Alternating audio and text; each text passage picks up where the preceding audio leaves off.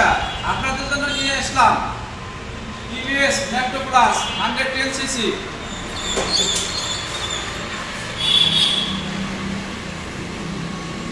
মাত্র 16,141 কিলোমিটার। গাড়ির কন্ডিশন